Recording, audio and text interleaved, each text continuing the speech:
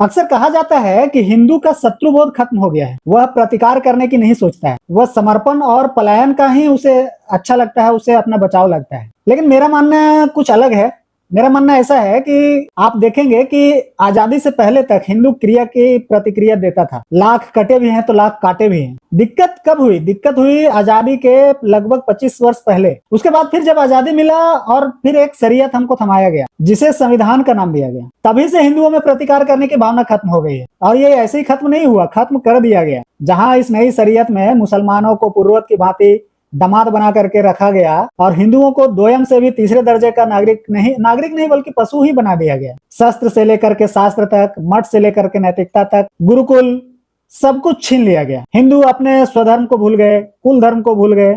अब धर्म का मतलब केवल अफीम की चाशनी से घोला हुआ सेक्युलरिज्म हो गया। दूसरी ओर मुसलमानों को हर वो सुविधा दिया गया जिससे वह इस देश को, हिंदू को और मठ को लूट सके। बकायदा कानून बनाकर इसे लीगलाइज कर दिया गया। इससे भी मन नहीं भरा तो हिंदुओं में ही कथित सामाजिक क्रांति का बिगुल बजाकर अपंगुओं को, अनपढ़ों को और उनके हाथों जो है सत्ता को सौंप दिया गया। जिसका परिणाम यह है कि हिंदू आज नित्य नए नए झूठी क्रांति करने में स्वयं को गौरव की अनुभूति करता है।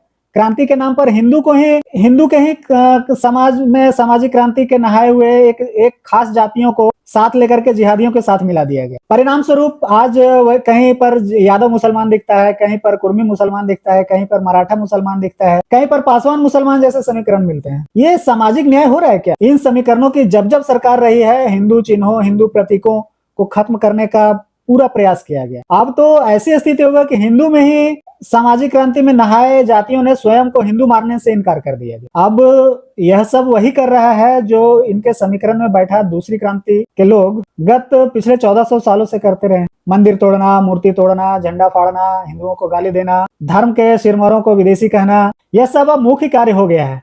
और जो सरकारें बन भी रही है इन्हीं के समीकरणों से बन रही है। आज कथित हिंदूवादी सरकार भी जो है इन्हीं समीकरणों को पाल रही है, पोस रही है। वो भी सत्ता के मोह को नहीं छोड़ना चाहती। फिर इस शरीयत को सुधारने या बदलने की बात कैसे होगी? क्योंकि कथित सामाजिक क्रांतिकारियों के लिए यह शरीयत मोहम्मदन शरीयत से भी ज्यादा पाक है। ऐसे में शरीयत को छोड़े कौन, सुधारे कौन?